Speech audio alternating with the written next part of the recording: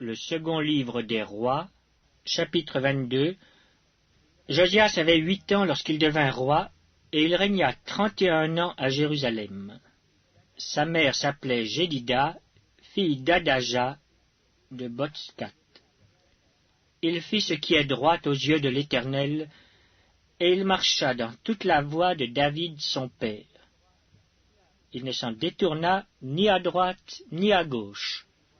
La 18e année du roi Josias, le roi envoya dans la maison de l'Éternel Shaphan le secrétaire, fils d'Atsalia, fils de Meshulam. Il lui dit, « Monte vers Ilkija, le souverain sacrificateur, et qu'il amasse l'argent qui a été apporté dans la maison de l'Éternel, et que ceux qui ont la garde du seuil ont recueilli du peuple. On remettra cet argent entre les mains de ceux qui sont chargés de faire exécuter l'ouvrage dans la maison de l'Éternel. Et ils l'emploieront pour ceux qui travaillent aux réparations de la maison de l'Éternel, pour les charpentiers, les manœuvres et les maçons, pour les achats de bois et de pierres de taille nécessaires aux réparations de la maison.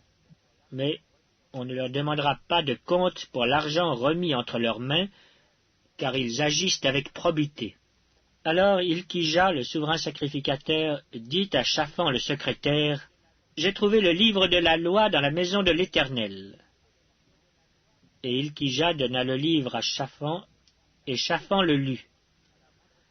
Puis Shaphan le secrétaire alla rendre compte au roi et dit, « Tes serviteurs ont amassé l'argent qui se trouvait dans la maison, et l'ont remis entre les mains de ceux qui sont chargés de faire exécuter l'ouvrage dans la maison de l'Éternel. » Shaphan le secrétaire dit encore au roi, « Le sacrificateur Ilkija m'a donné un livre. » Et Shaphan le lut devant le roi. Lorsque le roi entendit les paroles du livre de la loi, il déchira ses vêtements. Et le roi donna cet ordre au sacrificateur Ilkija, à Achikam, fils de Shaphan, à Akbor, fils de Miché, à Shaphan le secrétaire, et à Azaja, serviteur du roi, « Allez, consultez l'Éternel pour moi, pour le peuple et pour tout Juda, au sujet des paroles de ce livre qu'on a trouvé, car grande est la colère de l'Éternel qui s'est enflammée contre nous, parce que nos pères n'ont point obéi aux paroles de ce livre, et n'ont point mis en pratique tout ce qui nous y est prescrit. » Le sacrificateur Ilkija, Achikam, Akbor, Shaphan et Azaja allèrent auprès de la prophétesse Hulda, femme de Shaloum, fils de Tikva, fils de Harbas, gardien des vêtements. Elle habitait à Jérusalem dans l'autre quartier de la ville. Après qu'ils lui eurent parlé, elle leur dit, « Ainsi parle l'Éternel, le Dieu d'Israël. Dites à l'homme qui vous a envoyé vers moi, ainsi parle l'Éternel. Voici, je vais faire venir des malheurs sur ce lieu et sur ses habitants, selon toutes les paroles du livre qu'a lu le roi de Juda, parce qu'ils m'ont abandonné et qu'ils ont offert des parfums à d'autres dieux, afin de m'irriter par tous les ouvrages de leurs mains.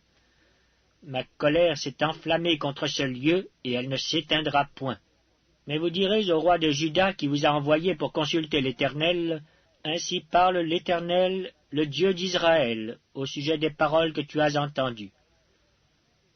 Parce que ton cœur a été touché, parce que tu t'es humilié devant l'Éternel en entendant ce que j'ai prononcé contre ce lieu et contre ses habitants, qui seront un objet d'épouvante et de malédiction, et parce que tu as déchiré tes vêtements et que tu as pleuré devant moi, moi aussi j'ai entendu, dit l'Éternel.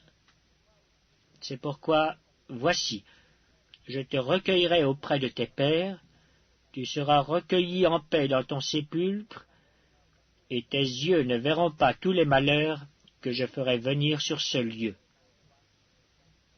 Ils rapportèrent au roi cette réponse.